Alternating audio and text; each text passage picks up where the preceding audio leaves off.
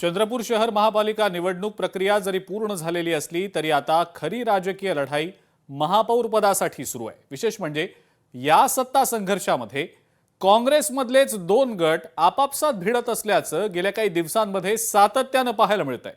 काँग्रेसच काँग्रेसचा विरोधक ठरत असल्याचं चंद्रपुरात पाहायला मिळतंय।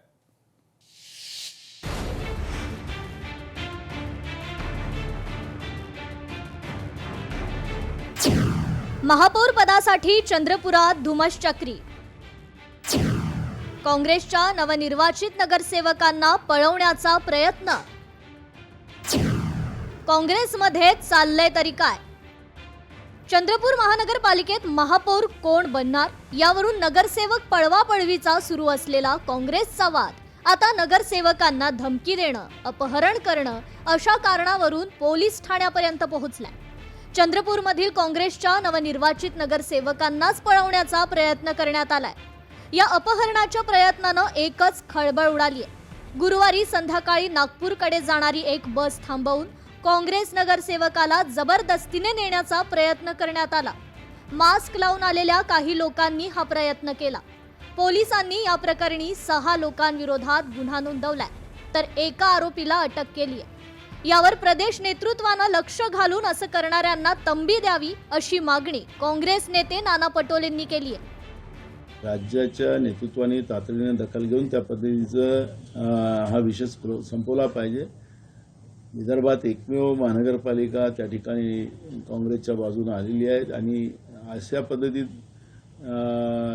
समजा जे चाललेलं आहे, जे तुमच्या माध्यमातून आम्ही ऐकतोय ते काही बरोबर नाही आहे।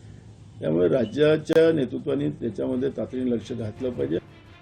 चंद्रपूर मनपा निवडणुकीत काँग्रेस 27 नगरसेवक निवडून आणत सर्वाधिक मोठा पक्ष ठरला असला तरी स्पष्ट बहुमत न मिळाल्यानं महापौर पदाचा मार्ग सोपा राहिलेला नाहीये।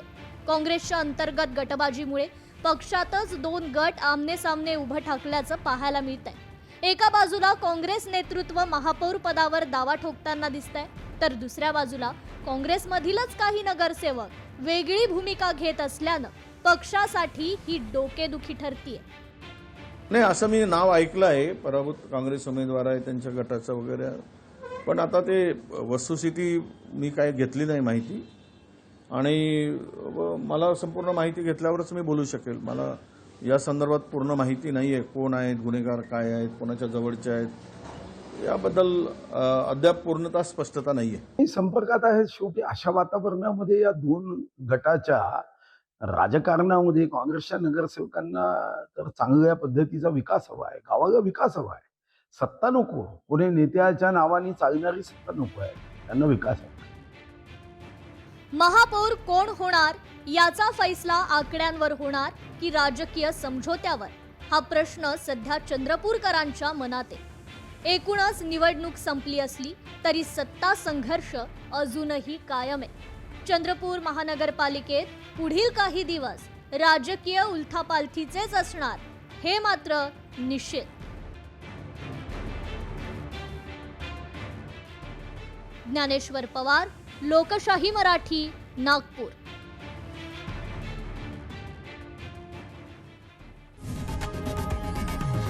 लोकशाही मराठी ऐका, पहा, जागरूक रहा।